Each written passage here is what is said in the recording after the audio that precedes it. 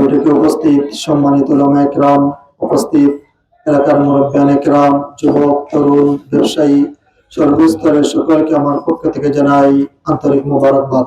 আপনারা আলিম উলামার পাশে আসলা, আমরা আশাবাদী ইনশাআল্লাহ এই আগামী জাতীয় সংসদ নির্বাচনে আপনারা আমার পাশে থাকবা। আমরা এখানে অনেক আশা নিয়ে আইছি। বিভিন্ন সময় আমরা দেখি অনেক বাড়িতে যাই, অনেক গরিব মানুষ আছে, তাদের একটা বালা বাড়ি নাই, তারা গড় যে রইতে একটা বালা ঘর নাই। অনেক অসুস্থ রোগী আছেন, তারা টাকার অভাবে চিকিৎসা করাইতে পারেন না।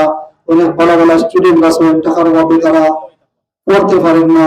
বিভিন্ন ধরনের সমস্যা দেখি। আর এই সমস্যার কারণটা কি আপনারা জানেন? এই সমস্যার একটা কারণ হলো গিয়া আমরা যে বর্তমান রাজনীতি, এই নোংরা রাজনীতির কারণ।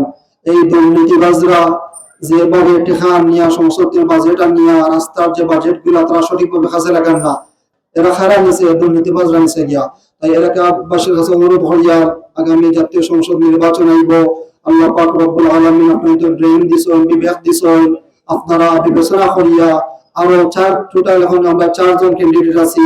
আপনারা 4 জনের মাঝে যারা যোগ্য মনত করবা, যে আপনার আমানতর খেয়ানত করতো না, যে দুর্নীতি করতো না, তাহলে আপনারা বুদ্ধি পাতো ইনশাআল্লাহ। আসলে যদি আমরা এবার আপনার সাপোর্ট দেন, সহযোগিতা করেন, আমরা আপনাদের কোনো মিথ্যা ওয়াদা দিতে পারতাম না যে এই রাস্তা একটা বানাইয়া দিলাইমু, রাস্তা খান করিয়া দিলাইমু, শিক্ষা প্রতিষ্ঠান করিয়া দিলাইমু। আমরা মিথ্যা প্রতিশ্রুতির রাজনীতি করতে চাই না। আমরা আপনাদের একটা ওয়াদা করতে পারবো যে আমরা যদি সংসদে যাই, আপনাদের ভোটে যে বাজেট গুলা নিয়ে আইমু, যে এই বাজেট গুলা সঠিকভাবে আমানতদারিতার সহিত ইনশাআল্লাহ এগুলা করতে পারবো। আর একটা জিনিস আপনাদের হইতে চাই, আমরা সমাজে একটা কথা আছে, আপনারা জানেন যে আমার ভোট আমি দিব, যাকে খুশি তাকে দিব। এই কথাটা ঠিক নেই, এই কথাটা ঠিক নয়। আমার ভোট আমি দিব একজন সৎ, যোগ্য, দক্ষ, আমানতদার ব্যক্তিকে দিতে হবে। যদি আপনি একজন সৎ, যোগ্য, দক্ষ, আমানতদার ব্যক্তির ভোট দেন, আপনার ভোটে যদি বিজয় হয়ে সংসদে যায়, সংসদে গিয়া হাজার হাজার কোটি টাকা বাজেট নিয়ে আইব। এই বাজেট গুলা যদি সঠিকভাবে কাজে লাগায়, রাস্তার বাজেট যদি রাস্তায় দেয়, গরিব অসহায় মানুষের যদি বাজেট তারা দেয়, যারা ঘর বাড়ি বানাইতে পারেন, অনেক ঘর সরকার তো নয়, যদি সঠিকভাবে বিতরণ করে, আমার মনে হয় আপনার যে রাস্তার বেহাল দশা, গরিব মানুষের যে কষ্ট করা, এগুলা যদি 100% নয় 80% কিন্তু এগুলো নেই।